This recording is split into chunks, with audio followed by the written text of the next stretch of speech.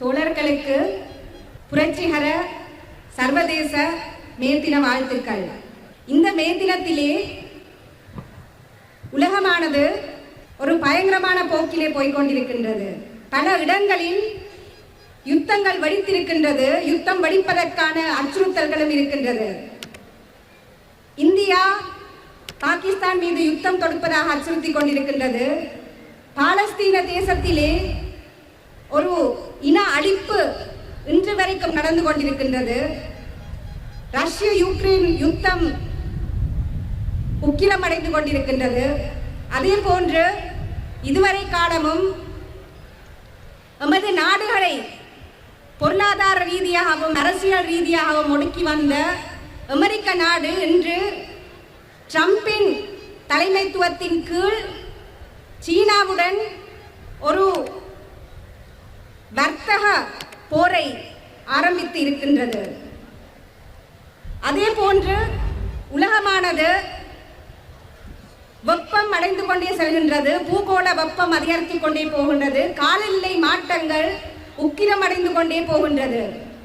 எமது தொழில்நுட்பத்துறை எடுத்து பார்த்தோமானால் இன்று உலகத்திலே AI, ஆட்டோமைசேஷன் போன்ற விடயங்கள் தொழிலாளர்களின் தொழில்களை பறித்து தொழிலின்மையும் அதிகரிப்பதற்கான பல வாய்ப்புகளும் கூறுகளும் காணப்படுகிறது. இவ்வாறு இருக்கையிலே தொழிலாளர்களாகிய நாம் இதற்கு தயாராக இருக்கின்றோமா என்பது முதலாவது கேள்வி. இலங்கை எடுப்போம்.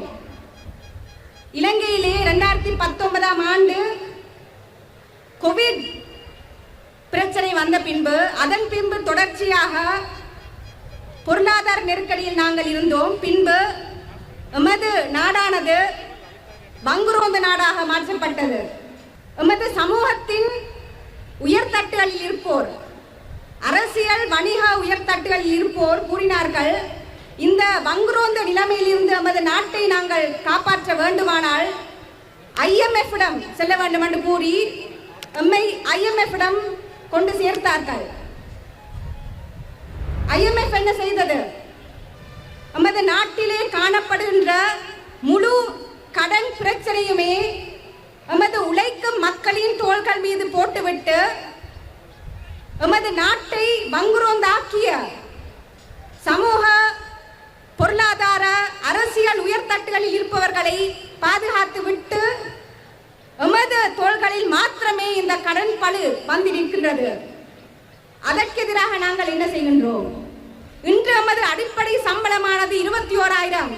ஆனால் நமக்கு தெரியும், அடிப்படையாக இன்று நமது நாட்டிலே அடிப்படை சம்பளமாக இருக்க வேண்டியது 60,000. இது ஒரு அரசியல் விடயம் இல்லையா? ஒரு புதிய அரசாங்கத்தை தேர்ந்தெடுத்திருக்கின்றோம். ஆனால் இந்த புதிய அரசாங்கம் எம்மை எமது நாட்டை வங்குரோந்தாக்கிய உயர்தட்டு வர்க்கத்தினருடன் சேர்ந்து ஒரு புதிய அரசை அமைத்துக் கொண்டு முழு கடன் பழுவையே எம்மீதே செலுத்திக் கொண்டிருக்கின்றது. அதற்கு நமக்கு ஏதாவது ஒரு பதில் இருக்கின்றதா என்ற கேள்வியை நான் கேட்க விரும்புகின்றேன். இன்று சுதந்திர வர்த்தக வலயங்களில் இருந்து எத்தனையோ தொழிலாளர்கள் வந்திருக்கின்றார்கள். அவர்களுக்கு தொழிற்சங்கங்களை சேர்வதற்கு உரிமை இல்லை. எமது அரசியல் யாப்பில் இந்த உரிமை காணப்பட்டாலும் நமக்கு தெரியும், நாங்கள் தொழிற்சங்கங்களை சேர்ந்தோம் ஆனால் நாங்கள் தொழிலிருந்து வெளியேற்றப்படுவோம் என்று நமக்கு தெரியும். அதற்கு எதிராக நமக்கு ஏதாவது பதில் இருக்கின்றதா?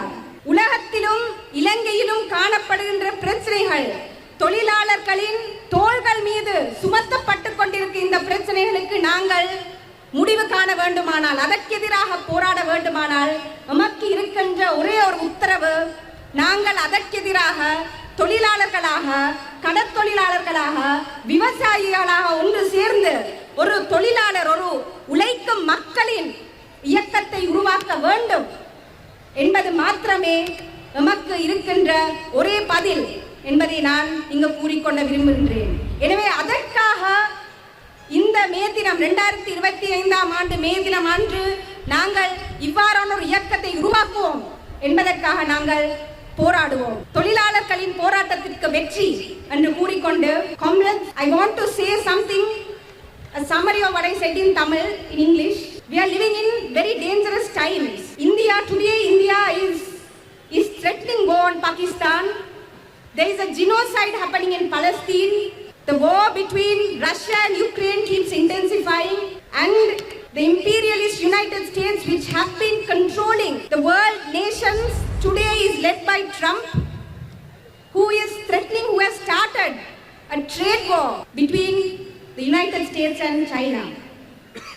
So we are living in very dangerous and uncertain times. And what about the climate crisis? The world keeps heating up, climate crisis is intensifying, and do we as workers have an answer to these problems? Similarly, automation and AI is threatening unemployment amongst the workers across the world, and do we have an answer to these problems? When we take Sri Lanka, for the last 40 years, workers have become impoverished because of the neoliberal world order, because of the neoliberal economic structure which we have imposed amongst the working people. But since 2019, things have gotten worse. The COVID crisis, then thereafter the economic crisis, then our country went into bankruptcy. So what did our elite, social, political and economic elite do? They put the entire economic crisis on the working people. They took our country and handed it over to the IMF. The IMF said the only way to come out of this debt crisis is to put conditionalities on you, is to agree to the debt restructuring agreement which the Ranil Wickremesinghe government entered into, which was not in favor of the working people, which was not in favor of the Sri Lankan people. So we also agreed to that. All of us did not fight against this. We agreed to that, and today we have a debt restructuring program which has resulted in placing the entire debt burden on the working people of these countries. Today the working people of this country are not eating 3 meals per day. Our basic wage must be 60,000 rupees, but our basic wage today, the legal minimum wage is 21,000. Is this not political? We have elected a new government. We have elected a new government, and this government too is forming alliances with the political and the business elite and throwing the working people under the bus. Do we have a response, a struggle against this oppression which we are facing? And right now the answer is no. So I ask you, what should we do?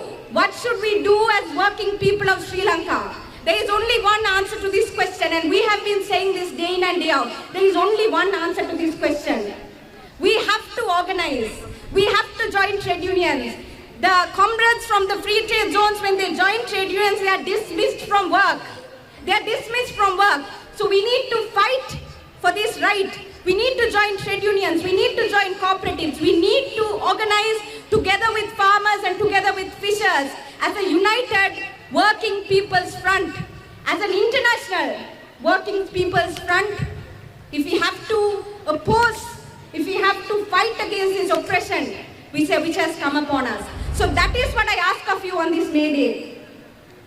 Let us pledge together as workers, as working people, to come together to form a united workers, working people's movement in order to fight against this neoliberal world order which has been oppressing us for decades. And we must say enough is enough. And it ends with the 2025 May Day pledge to come together as a working people's movement. Aragaliyata Jaya Veva, Poratatthukku Vetri, victory to the struggle. Thank you.